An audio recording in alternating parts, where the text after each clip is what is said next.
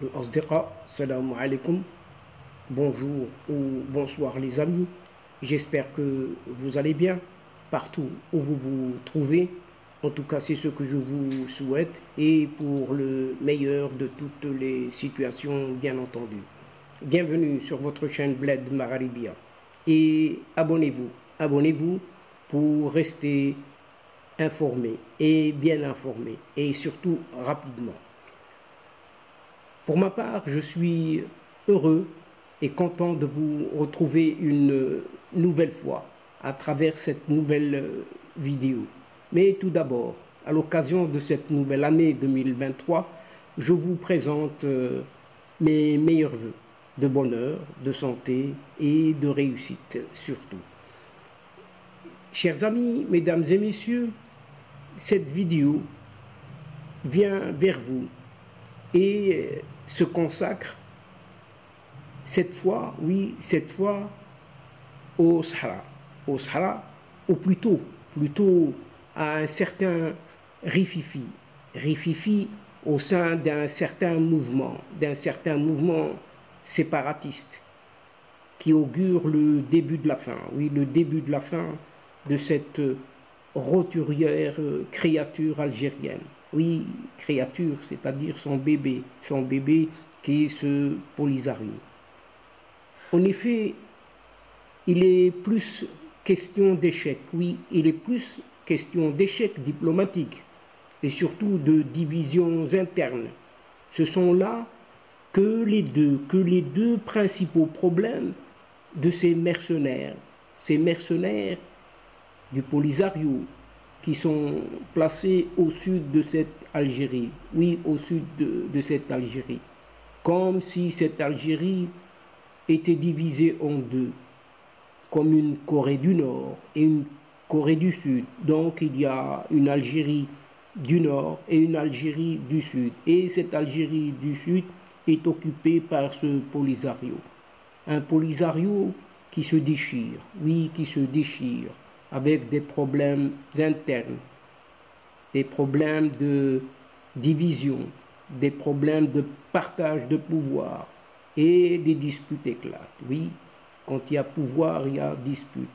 Et ce groupe de séparatistes termine cette année 2022 avec plusieurs défis. Oui, plusieurs défis qui seront abordés peut-être lors du prochain congrès en janvier, en ce mois de janvier 2023. En effet, le Polisario termine l'année 2022 avec plusieurs fronts. Un front Polisario qui termine avec plusieurs fronts, front ouvert, front de dispute, front de querelle, et qui seront abordés, lors du prochain congrès qui se tiendra, dirait-on, ce qu'on dit en tout cas, début 2023. Et ces défis, tous ces défis, incluent les récents échecs diplomatiques et surtout les divisions internes qui commencent à se faire jour, c'est-à-dire en plein public. Oui, et la situation, la réalité, on la voit désormais aujourd'hui. Au début du mois, une délégation de cette chimère organisation polisarienne s'est rendue en Russie dans le but d'obtenir un soutien financier et surtout militaire. Cependant, Moscou, ce n'est plus le Moscou d'hier, c'est un Moscou d'aujourd'hui. Et le Moscou d'aujourd'hui a choisi d'exprimer sa neutralité à l'égard du conflit au Sahara occidental. Sahara occidental, vous avez dit? Mais non, mais néanmoins toujours marocain, quoi que l'on pense, ou quoi que l'on dise, ou encore quoi que l'on écrive. Comme l'a souligné le Kremlin. Le Kremlin, c'est la Russie, à l'issue d'une certaine réunion dirigée par ce vice-ministre des Affaires étrangères, un certain Mikhail Bogdanov. et un membre de ce pseudo-secrétariat du Polisario, un certain Khatri ad-Douh. La Russie, eh bien la Russie prône ce qui est appelé, écoutez bien, solution mutuellement acceptable dans le cadre des Nations Unies. Sous-entendu, cette résolution 2654. Oui, c'est exactement ce texte, c'est exactement cette phrase.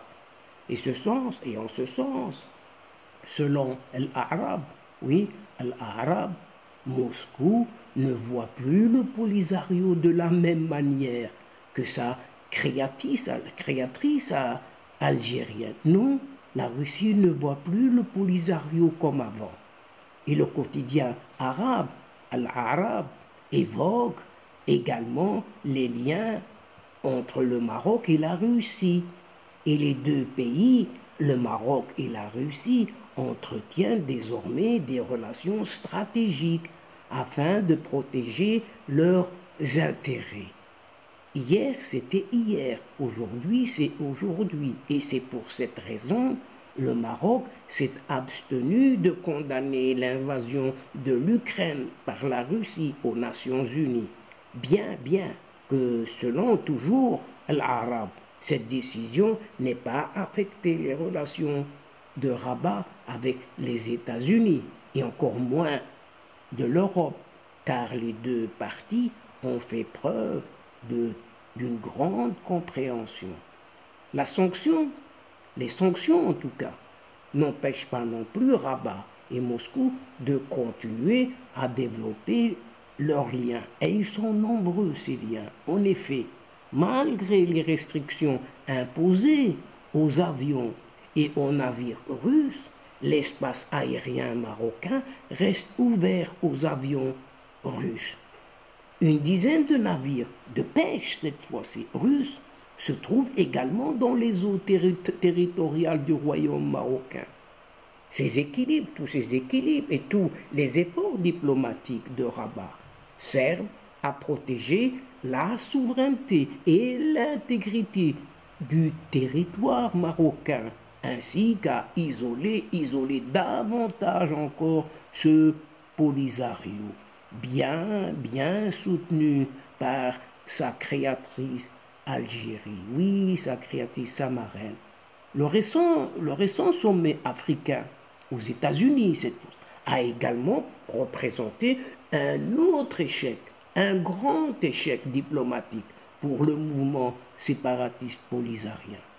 La question sahraoui, Polisario, n'a pas été abordée pendant la réunion, pas même par celui qui se présente ou qui se représente tel un premier ministre algérien, un certain Ayman Ben Abdelrahman, qui s'est concentré, lui s'est concentré sur la route dite Tindouf-Zouirat, une route reliant l'Algérie à la Mauritanie, qui permettrait à Alger de se rapprocher quelque peu de cet océan Atlantique tant envié par ce pouvoir militaire algérien.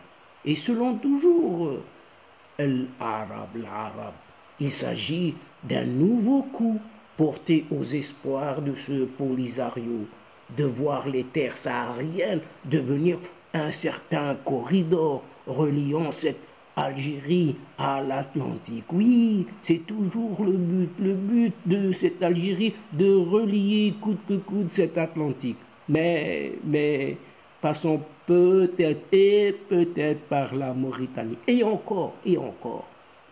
Donc, elle supprime également l'un des enjeux géopolitiques les plus importants du Polisario.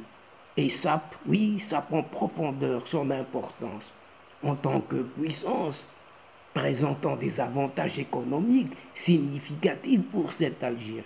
Oui, significatifs pour cette Algérie. Cela en fait un simple fardeau politique, financier et sécuritaire. En tout cas, c'est ce qu'ajoute toujours le quotidien arabe, Al-Arab. L'une des plus grandes erreurs du Polisario a été de se lier, oui, de se lier, écoutez bien, militairement à cette République islamique d'Iran. Mais quelle erreur, disons, quelle erreur! L'ambassadeur du Maroc auprès des Nations Unies, Omar Hillel, et le ministre des Affaires étrangères marocain, Nasser Bourita, ont tous deux mis en garde contre les menaces que fait peser sur la région le partenariat entre Téhéran et le Polisario. Et le résultat, on le voit maintenant. Ce lien Téhéran-Polisario ne crée pas seulement des risques en Afrique du Nord, mais nuisent totalement également à l'organisation elle-même, surtout au regard d'une certaine utilisation par ce Polisario de certains drones iraniens et qui pourrait apporter au Maroc un plus grand soutien, oui, encore un plus grand soutien international. En plus des problèmes diplomatiques auxquels est confronté ce Polisario. Ce mouvement séparatiste souffre également de divisions en interne, oui, à l'intérieur de ce Polisario. En effet, dans ce défi, le plus notable et le plus visible est le fossé générationnel, oui, des générations, entre deux camps, l'un qui veut reprendre la guerre, oui, il y a un qui veut reprendre la guerre, et l'autre qui s'engage dans la diplomatie. Ils ne sont plus sur la même longueur d'onde. Non, ils ne sont plus sur la même longueur d'onde. Même un membre senior, c'est ce qu'on dit, du groupe, a reconnu que sa génération, sa propre génération, dominait tous les postes et excluait les jeunes. Les jeunes mettaient sur les côtés. Jeunes, malgré leur éducation, oui, malgré leur éducation et leur diplôme.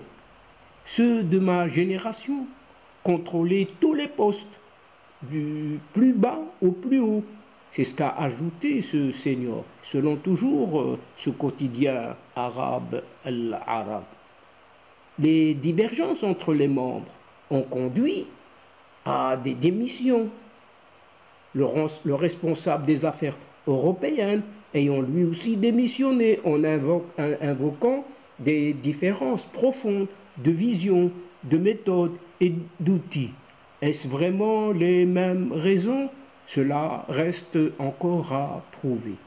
Et au milieu de tous ces problèmes, se trouvent des milliers de réfugiés sahraouis et non sahraouis, importés d'ailleurs, qui vivent dans les camps de Tindouf.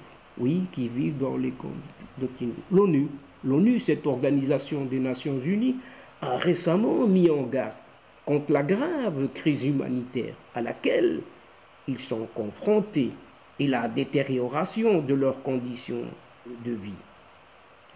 Et donc, chers amis, mesdames et messieurs de la chaîne, avant de vous quitter, permettez-moi une nouvelle fois, à l'occasion de cette nouvelle année 2023, de vous renouveler mes meilleurs voeux de bonheur, de santé et de réussite. Et donc, chers amis, mesdames et messieurs de la chaîne, c'est sur ce rififi polisarien du désert que prend fin cette séquence en prenant congé de vous, tout en espérant vous retrouver avec un immense plaisir.